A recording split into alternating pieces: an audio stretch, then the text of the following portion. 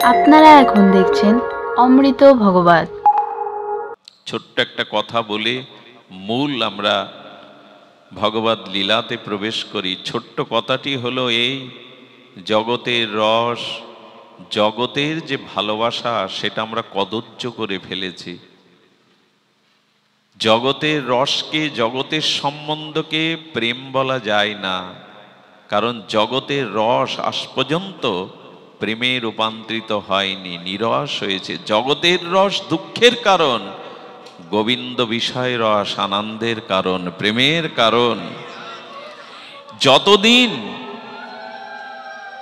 যতদিন জাগতিক রসকে আর আপনার বিতৃষ্ণা আসছে, যতদিন ভগবত বিষয়ে রসকে আপনি আনন্দিত না হচ্ছেন, আহ্লাদিত না হচ্ছেন, ততদিন দুঃখ নিবৃত্তি হবে না। কথাটি অন্তরে লিখে নিন।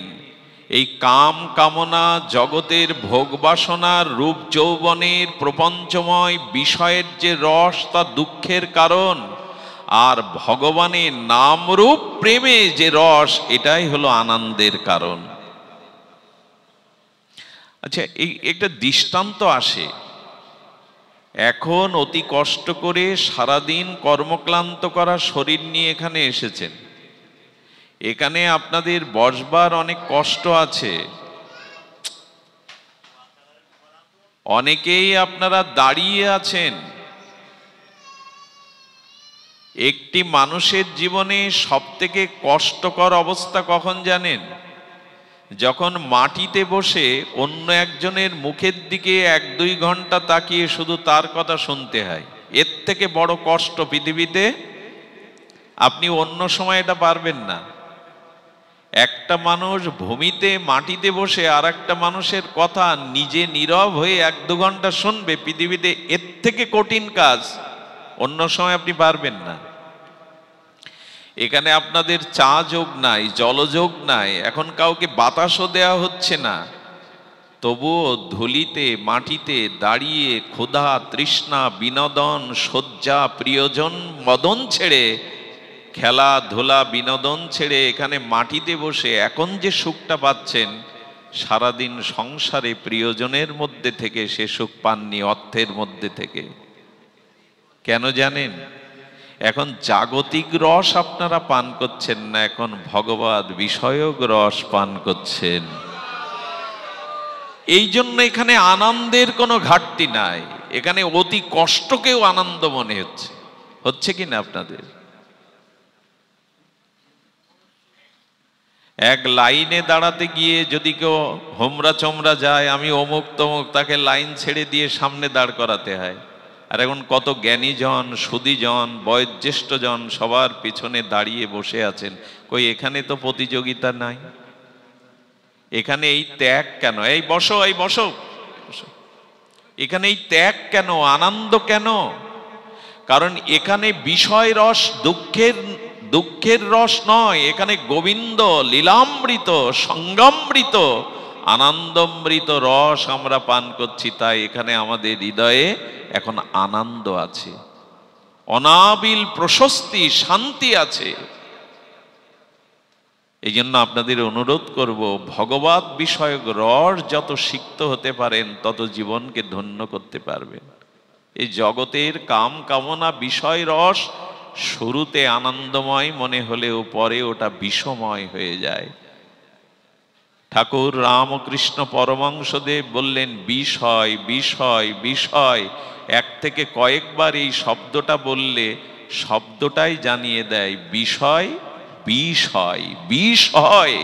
এই বিষয় হলো বিষয়। এই জন্য হরির লীলারস, নামরস,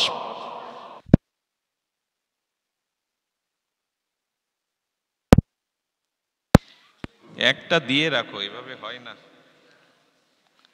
তো। জয় শ্রী রাধে। আসলে আজকে আকাশের কিছুটা দুর্যোগের কারণে এটা হতে পারে, কিন্তু কারণটা আকাশ না, কারণটা আমি।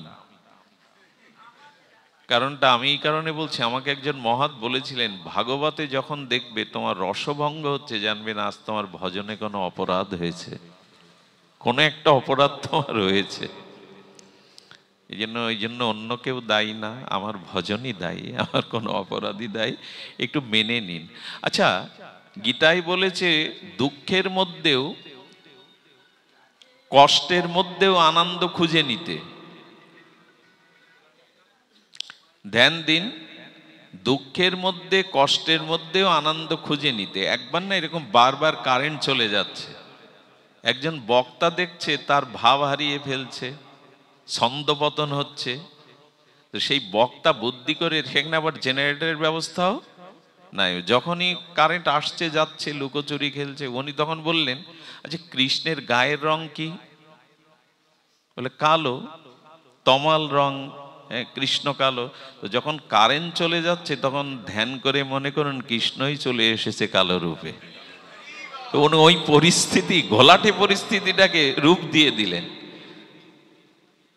আর এক বক্তাকে দেখেছি যখন কারেন্ট চলে যায় তখন হাততালি দিয়ে হরিনাম করতে বলে, বলে ওই সময়টা কাজে লাগাও, একে তো কালো কৃষ্ণকে দেখো মনে মনে, আর তার নাম করতে থাকো। পরিস্থিতি যায় আসুক, আনন্দে যেন ঘাটতি না হয়। সবকিছু মেনে নিয়ে হয় এই জগৎ, সুখ দুঃখ, হাসি কান্না, আলো আধার। তো এই জন্য ভগবত বিষয়ক আনন্দ রস যেন আমরা আস্বাদনে ব্রতী হই। এই কাম কামনা ভোগের রস, এর থেকে কবে গোবিন্দ যুগল রস, নামের রস, লীলা কথার রসে আমরা যাতে সিক্ত হতে পারি। সুধীজন, এই রস যাকে একবার স্পর্শ করেছে, অন্য রস তার কাছে আজ বিতৃষ্ণা আসবেই। শুনুন, আমি ব্রজের একটা লীলা বলি। ব্রজের এই লীলা রসে ডুবেছিলেন, ওনার নামটি এখানে দেওয়া আছে, আমি অনেকদিন ধরে এই নামটা খুঁজে বেড়াচ্ছিলাম, সুখিয়া। কি নাম বললাম? এটা ভাগবতী চরিত্রে এক দুটি শ্লোকে উল্লেখ করা আছে, দশম স্কন্দের গোবিন্দ লীলাতে। শুনুন, অপূর্ব সেই লীলা। সুখিয়ার অনেকগুলো সন্তান সন্ততি, স্বামী রুগ্ন, আয়ক্ষম নয়, স্বামী বসে থাকে অসুস্থ, রোগাক্রান্ত। মুখিয়ার সংসারে এত অভাব, কিন্তু তার একটিমাত্র ভাগ্য, সে ব্রজেই জন্মেছে, বৃন্দাবনে। তো সুকিয়া ব্রজে যখন ফল বিক্রি করতে যায়, তুলসী ফুল বিক্রি করতে যায়, ব্রজবাসীরা যখন তার কাছে তুলসী ফুল আর ফলাদি কেনে না, তখন কোন কোন ব্রজগোপিকাদের মুখে, কোন কোন ব্রজবাসীদের মুখে কানাইয়ের কথা শোনে, তারা কৃষ্ণের বাল ও কৃষ্ণের কথা শোনে, গোপালের কথা শোনে। আমার মতে কারো রূপ গুণ মহিমা না শুনলে তার প্রতি টান ভালোবাসা আসবে না। তো ব্রজের দুয়ারে দুয়ারে সবখানি ফল বিক্রিনী সুখিয়া, সে কি করে, গিয়ে গোপালের কথাই শোনে। ব্রজবাসীদের তো অন্য কথা নাই, অন্য আলাপন নাই, অন্য বিষয়ে চর্চা নাই, তারা যে কোনো বিষয়ে গোবিন্দ কথা বলবে। কেমন জানেন ব্রজগোপিকাদের ভাব? তারা কুয়ো থেকে জল তুলছে, পাশে দাঁড়িয়ে কে ব্রহ্মার কথা বলছে, কানাই কানাই ব্রহ্মা, এরকম দুটো শব্দ এসছে। অন্য গোপী বলছেন এই ব্রহ্মাটা কে? বলে হবে আমাদের গোবিন্দের কোনো সেবক আর কি। এই দেখুন, ব্রহ্মাকে তারা চিনছে না, কারণ গোবিন্দ বিষয় ছাড়া তারা অন্য বিষয় জানে না, জানতেও চায় না, তাদের অন্য বিষয়ে অনুরাগ নেই। তো উনি কি করেছেন, এই সুখিয়া প্রায় গোবিন্দের কথা শুনতে শুনতে তার মনে ইচ্ছা হলো একবার গোপালের বদনটা কবে দেখব। কিন্তু আমি তো ভিখারিনী, ফল বিক্রিনী, আমি তো কাঙালিনী, ছেঁড়া কাপড় পরা, নন্দ মহারাজের ওখানে কি করে, কোন মুখ দিয়ে যাব, কোন দাবি নিয়ে যাব, কোন স্বীকৃতি নিয়ে যাব। তিনি ব্রজের এক প্রাচীন মহাত্মাকে গিয়ে বললেন, গোপাল দর্শনের উপায় কি? তখন বললেন, উপায় আছে। উপায়টা হলো প্রতিদিন ফল বিক্রি করবে, আর কৃষ্ণ গোপাল এই নামটা মুখে মুখে মনে মনে জপ করবে। এই দেখুন ভগবান পাওয়ার উপায়। আহা, আর কি করবে জানো, নন্দ মহারাজের বাড়িটা প্রতিদিন একবার করে তুমি প্রদক্ষিণ করবে। এইভাবে করতে থাকো, এইভাবে করতে করতে একদিন গোবিন্দ তোমার সামনে এসে দর্শন দিবেন, আমি তোমাকে আশীর্বাদ করছি। আচ্ছা, ওই দিন কি বলা উচিত ছিল না, নন্দ মহারাজের দুয়ার সবার জন্য উন্মুক্ত, যাও গিয়ে দেখে এসো? কি মনে হয় আপনাদের? এভাবে অপেক্ষা করালো কেন? নাম নাম নিতে বলল কেন? নন্দ মহারাজের গৃহখানা প্রদক্ষিণ করতে বলল কেন? বলল কেন জানেন? ওই নাম নিতে নিতে, ওই পরিক্রমা করতে করতে তার কথা ভাবতে ভাবতে হৃদয়ে প্রেম আসবে, ব্যাকুলতা আসবে। তখনই তো দর্শনটা সার্থক হবে, তখনই তো প্রেমের দৃষ্টিতে দেখা হবে। শুধু গিয়ে দেখলেই কি দেখা হয়? ওই যে আমরাও জগন্নাথ দেখি আর মহাপ্রভু জগন্নাথ দেখছেন।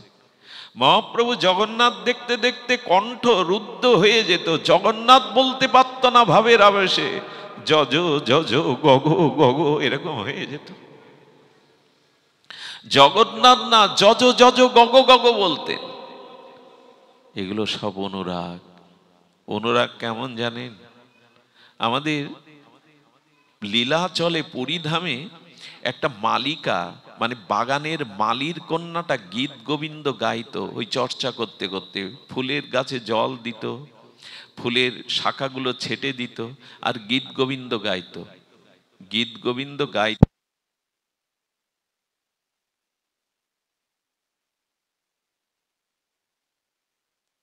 গীত গোবিন্দ গাইতে গাইতে কি হলো জানেন? গত 2 দিন ধরে দেখছেন, যিনি জগন্নাথের সেবক তিনি দেখছেন জগন্নাথের কাপড় ফাটা। আহা, জগন্নাথের অঙ্গের বসনটা প্রতিদিন ফেটে যাচ্ছে, ছিঁড়ে কাটাই বাঁধলে যেমন ছিঁড়ে যায়। পূজারী রাজাকে ডাকলেন, কোনো অপরাধ হচ্ছে কি সেবায় যে জগন্নাথের বসন ফেটে যাচ্ছে প্রতিদিন? রাজা বিচার করে বলছেন মহাত্মাদের ডেকে, জগন্নাথ নিশ্চয়ই কোনো কাটা বাগানে যায়, এটা কাটাই বাঁধা, কাটাই বিঁধলে যেমন ছিঁড়ে যায়, ছেঁড়া খোঁজ করো তো ফুল বাগানে। যে জায়গাটা কাপড়টা ছেঁড়া ছিল, সেই কাপড়ের অংশটা এক ফুল বাগানে কাটাই ছিঁড়ে বিঁধে আছে। রাজা মহাত্মারা এসে বলছেন, এই বাগানের মালিকে? মালি বলছেন, আমার এই কিশোরী কন্যাটা এই বাগানের পরিচর্যা করে। মেয়েটাকে ডেকে বলছে, মা কি করিস বাগানে? বলে, আমি গীত গোবিন্দ কীর্তন করি, গীত গোবিন্দ গায়।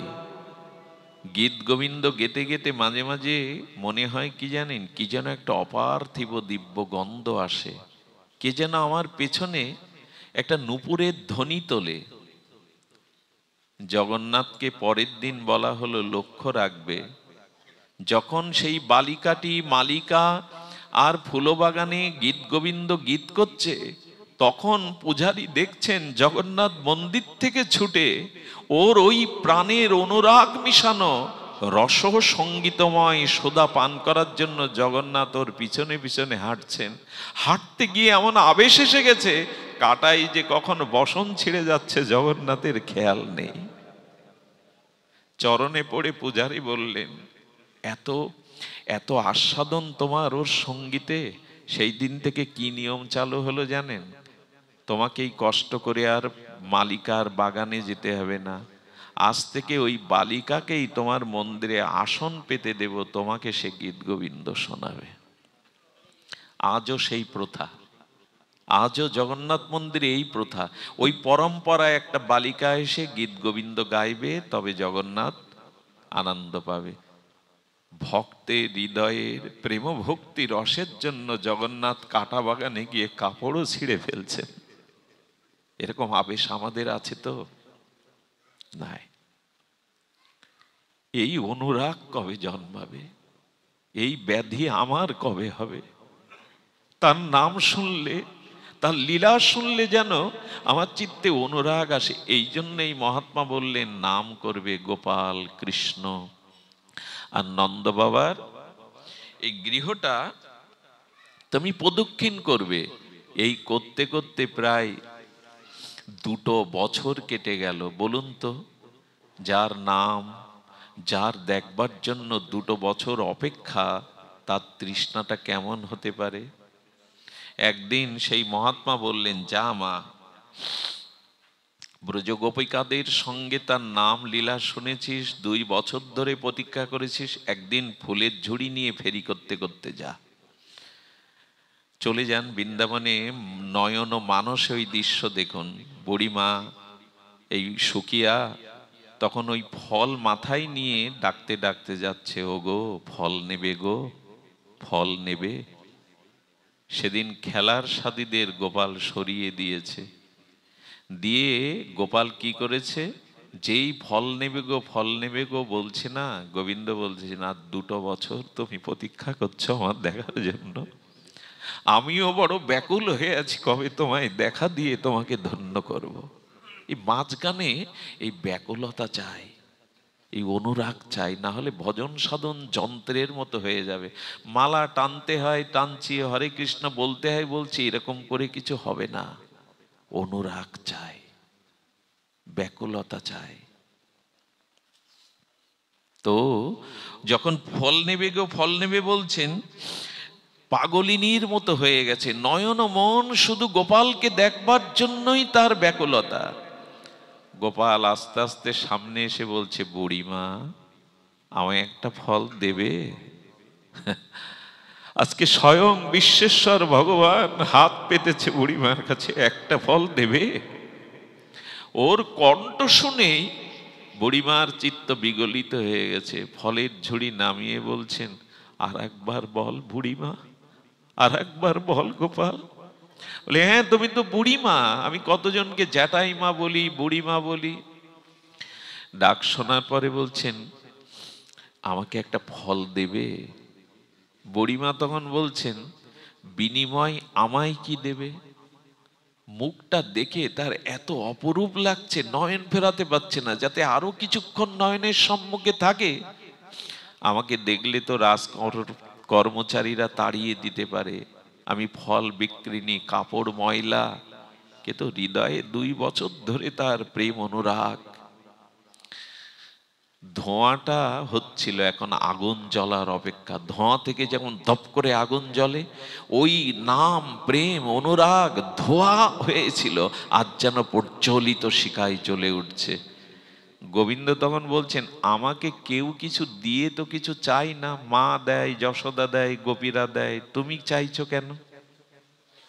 বুড়িমা তখন বললেন, বড় ভুল হয়ে গেছে, তোমাকে দিতে হয়, তোমার কাছে কিছু চাইতে নাই, আমি বড় ভুল করে চেয়ে বসেছি, তোমাকে দিতে হয়, চাইতে নাই, আমার চাওয়াটা ভুল হয়ে গেছে। গোবিন্দ তখন বলছেন, আচ্ছা ফল যদি দিতে হয়, তুমি চাউল চাইছো না, দাঁড়াও।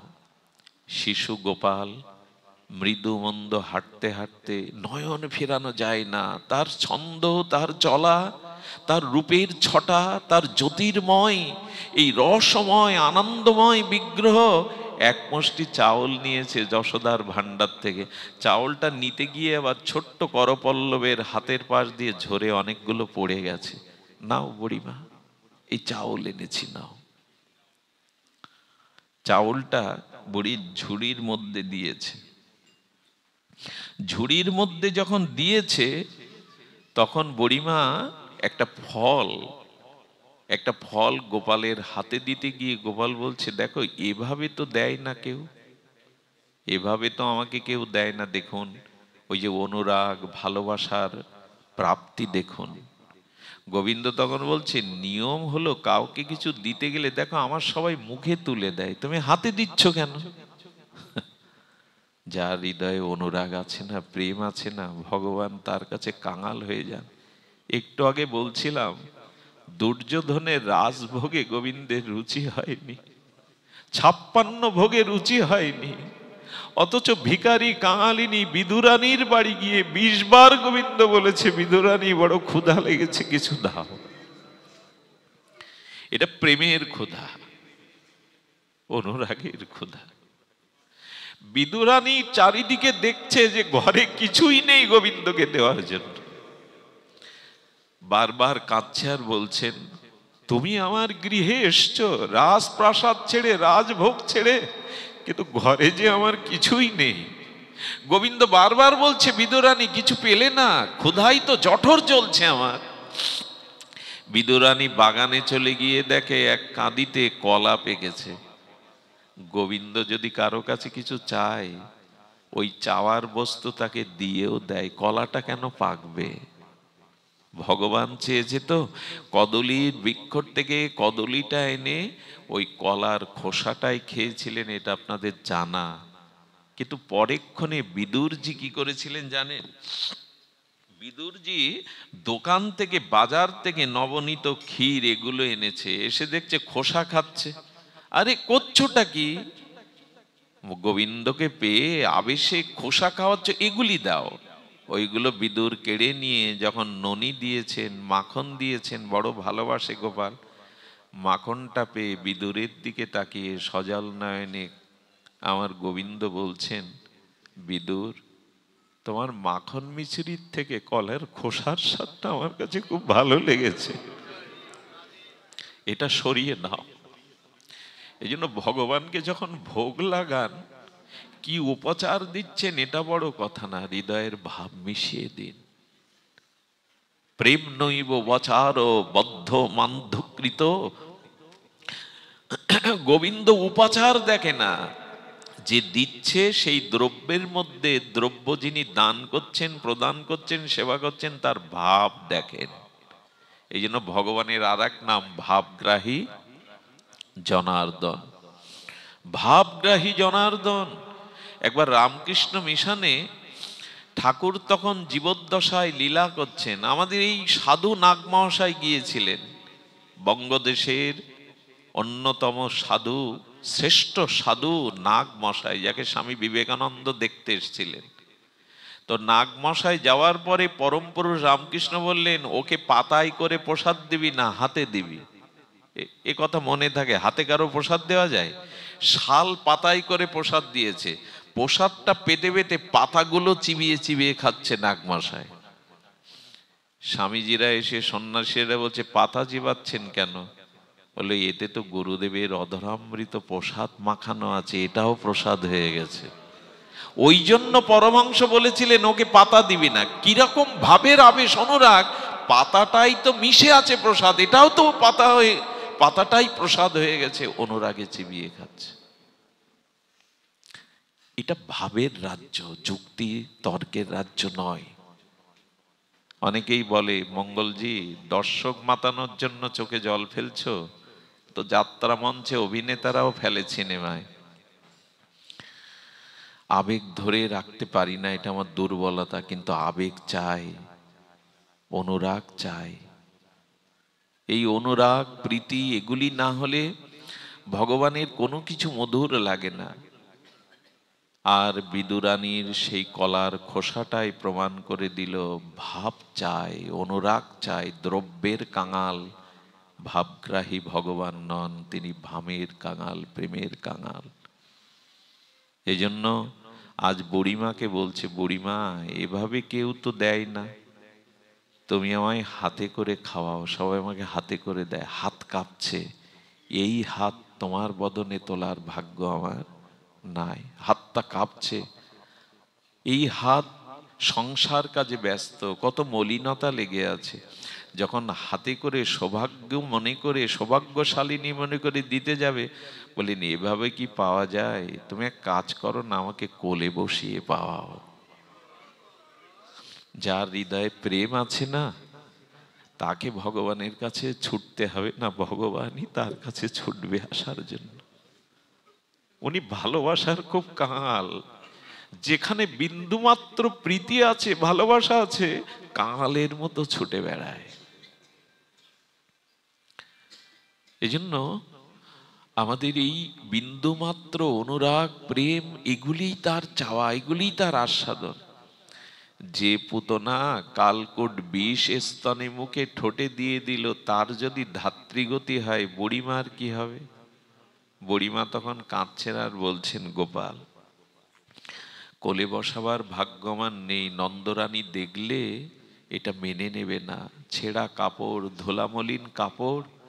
বললেন, দেখো আমাকে দিতে গেলে, খাওয়াতে গেলে এভাবেই খাওয়াতে হয়।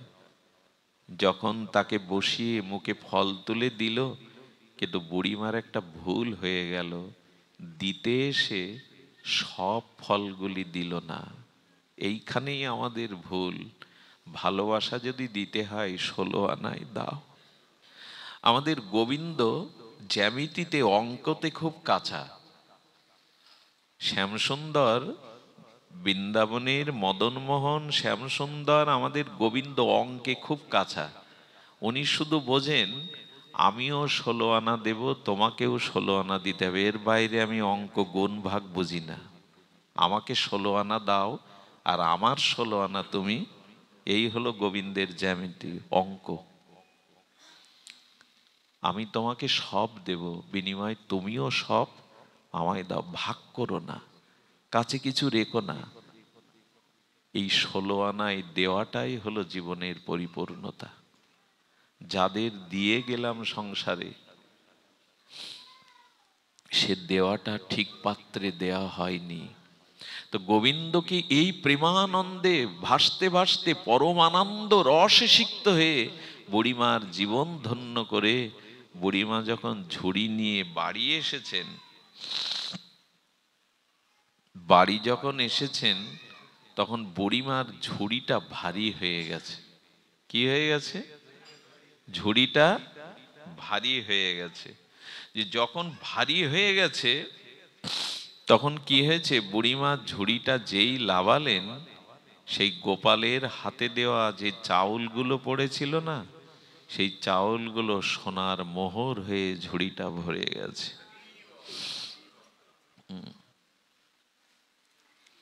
দেখুন, বুড়িমা গোপালের কাছ থেকে যখন ফিরে আসছে, কি বলবো আপনাদের, বুড়িমার শরীরটা চলছে বাড়ির দিকে, কিন্তু মনটা গোপালের কাছে রয়ে গেছে, আর মন যেতে চাইছে। ওই রূপ, ওই মাধুর্য, ওই আনন্দ, ওইখানে মনটা বিধে আছে। শরীর চলছে বাড়ির দিকে, কিন্তু মন। গোবিন্দের একটা স্বভাব কি জানেন? তার কাছে যারা যায়, অনুরাগ নিয়ে তাকে যারা ভালোবাসে, গোবিন্দ প্রথমে যে কাজটা করেন, তার মনটাই কেড়ে নেন। অন্যখানে আর মন তখন আপনি দিতে পারবেন না। তো তিনি অতি কষ্টে দেহটাকে টানতে টানতে গৃহে আনলেন। মন গোবিন্দের কাছে রয়ে গেল, মন ভগবানের কাছে রয়ে গেল। এর দৃষ্টান্তটা কেমন জানেন? অপরাধ নেবেন না। কোনো জননী, কোনো মা জীবনে একটা প্রত্যাশা নিয়ে নারী জন্ম পায়, কবে মা ডাক শুনতে পাবো। কিন্তু যে রমণী মা হতে পারে না, ভাগ্যে নাই, প্রারব্ধে নাই, যদি দেবতার মন্দিরে সাধুগুরুর আশীর্বাদে অনেক বছর পর একটা গোপাল পায়, সন্তান পায়, তখন তার প্রতি তার মমতা খুব গাঢ় হয়। ওই মমতাই শশীকলার ন্যায় স্নেহ মমতা দিয়ে তখন যখন বাড়িয়ে তোলে, ধীরে ধীরে ধীরে ধীরে যখন বয়োবৃদ্ধ হয়ে 4 বছর বয়স হয়, তখন যদি কালের করাল আঘাতে সন্তানটা মৃত্যু এসে নিয়ে যায়, গেছে গোবিন্দতে। বুড়িমা এমনি করে গেলেন, বাড়িতে গিয়ে ঝুড়ি নামিয়ে দেখলেন সব মোহরে ভরে গেছে। বুড়িমা তখন আবার ছুটে এসে গোপালের কাছে কি বলেছিল জানেন? গোপাল, তোকে কেন সবটুকু দেইনি আমি?